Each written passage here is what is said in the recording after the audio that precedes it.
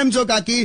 Morning walk કરી આયા? હું નથી જતી મોર્નિંગ વોકમાં. મેં તો કેટલી વાર કીધું છે પણ આવતી જ નહીં ને. અરે મારાથી છે ને તમારા જેટલું સ્પીડમાં નથી ચલાતું. તમે છે ને પેલા આમ ફટાફટ આમ ચાલતા ચાલતા આગળ નીકળી જાઓ છો અને હું પાછળ રહી જાઉં છું. મને નથી મજા આવતી એમાં. જૂઠડી, તારે આવું નહીં, એવું કે તું. બાકી તો તું તો દોડી શકે છે. શું દોડી શકે છે?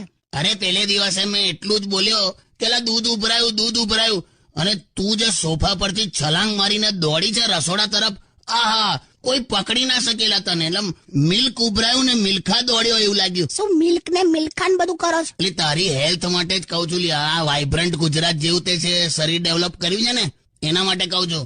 બાકી યાદ રાખજે, ઘરે નાવાનું સેટ નહીં થાય, તને કાર વોશ ની સર્વિસ સેન્ટરમાં ધોવડાવી પડશે. શું કાર વોશ ને બધું સર્વિસ ને બધું બોલો છો યાર?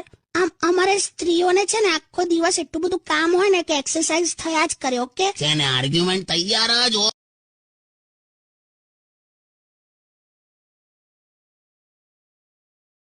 ફોન આવ્યો કાકા? લાય મેં ઉપાડું. હેલો. હાલો. હા, આયો તારો ફોન આવ્યો એમને? કેમ આવું કહો છો? 7 દિવસ થઈ ગયા તને પિયર ગયે, મને તું યાદ જ નહીં કરતી. અરે હોતું હશે, મને તો ચારે બાજુ તમે જ દેખાવ છો.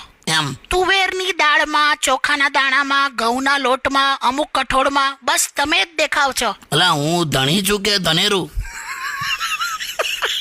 શું હવે?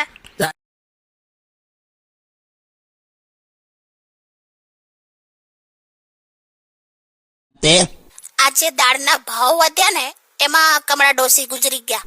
બે દાળનો ભાવ વધે એટલે ડોસી ગુજરી જાય એવું હોય કોઈ દિવસ? અરે ખરેખર ડોક્ટરે આવું કીધું. બે ડોક્ટરે આવું કે દાળનો ભાવ વધ્યો એટલે કમળા ડોસી ગુજરી ગઈ એમ? હા વળી એમના પેલા ડેથ સર્ટિફિકેટ પર લખીને આપ્યું છે. હું લખ્યું છે આવું દાળનો ભાવ વધ્યો એટલે ગુજરી ગઈ એમ? બે હોતું હશે. અરે ખરેખર હું લખ્યું છે એક્ઝેક્ટ? એટલે ડેથ સર્ટિફિકેટમાં એવું લખ્યું છે કે death due to high pulse rate. Death due to high pulse rate? હા. બે તું બે પલ્સ એટલે દાળ જ થઈ ને. બે પલ્સ નહીં લી આવે તું. Death due to high pulse rate એટલે ધબકારા વધારે હતા એમ? પલ્સ એટલે દાળ થાય ને. આ એ અલગ પલ્સ યાર. તું બકા મેં યાર કોઈ દાળના ભાવના લીધે મરી જાય? ધબકારા વધી ગયા એટલે થયું. આનું શું કરું લા? કાકી આ બધા આવું કહેતી નહીં કોઈને. એટલે એકચ્યુઅલી હું ખોટી છું. સાવ ખોટી છે.